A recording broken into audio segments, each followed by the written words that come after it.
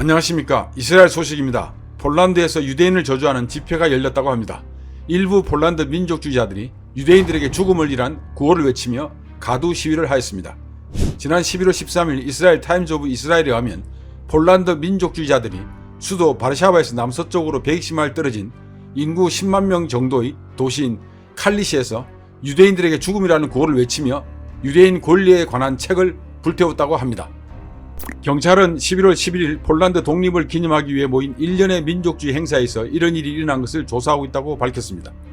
이날 불태워진 책은 칼리시 법령이 담겨진 책을 말합니다. 이 법은 볼레스와프 공이 1264년 칼리시에서 제정한 것으로서 칼리시 법령이라고 불립니다.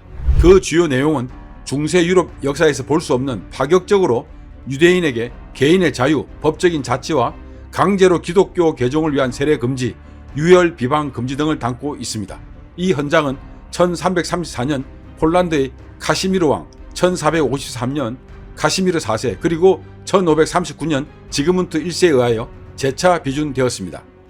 시위대 한 사람인 올잔스키는 법령이 담긴 책에 휘발유를 붓고 군중이 유대인에게 죽음을 이라고 외쳤을 때 그 책에 불을 붙였습니다. 폴란드의 인종차별 반대 단체인 네버 어게인의 리더인 라팔 판코프스키는 이러한 시위는 무섭고 상징적으로 중요한 사건이라고 말했습니다. 그는 유대인 텔레그래픽 에이전시와의 인터뷰에서 반유대주의를 25년 이상 관찰해왔지만 이런 적은 본 적이 없다고 말했습니다.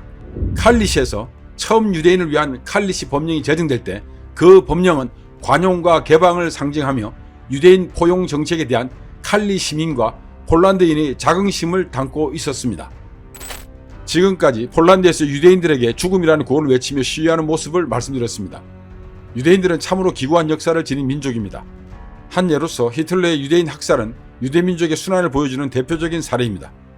유대인들이 유럽에 정착하게 된 결정적인 것은 로마가 제국을 확장하면서부터입니다. 1215년 교황 인노켄티우스 1세는 라테란 공의에서 유대인들은 의무적으로 노란색 배지를 단 특별한 옷을 입고 다닐 것을 제정한 바 있습니다.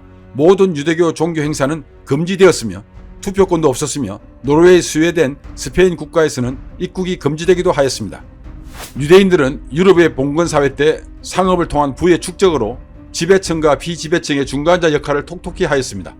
유대인들이 유럽에서 자리매김하자 유럽에서는 그들에게 개종하라고 압박하기 시작했으며 십자군 전쟁을 기점으로 유럽의 유대인에 대한 시각이 변화하게 되었습니다. 그것은 기독교인의 정체성에 대한 것으로서 유대인과 기독교인은 다르다는 인식이었습니다. 1948년 5월 14일 벤 구리온이 이스라엘의 독립선언을 낭독하여 역사에서 사라졌던 이스라엘의 부활을 전 세계에 알렸습니다. 초대교회 당시 유대인들은 예수님을 죽였을 뿐만 아니라 교회를 핍박하였습니다. 이와 관련한 인과응보로 유대인들이 유럽에서 핍박당한다고 생각하지는 않습니다. 역사 속에 하나님의 깊은 뜻이 있으리라고 믿습니다. 하나님께서 창조한 이 땅에서 인간이 평화롭게 사는 것이 하나님의 뜻 가운데 하나가 아닐는지요. 이사야서 11장 6절에서 9절은 예수님께서 정의와 평화의 왕으로 이 땅에 오셨다고 말하고 있습니다.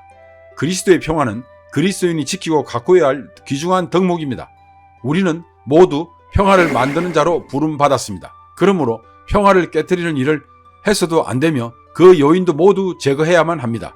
이제 평화에 대하여 방관자로 있으면 안됩니다. 이 평화는 인간에 대한, 자연에 대한, 동물에 대한 모든 범위까지 확장되어야 합니다.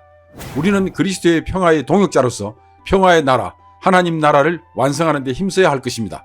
감사합니다. 다음 시간에 또 뵙겠습니다.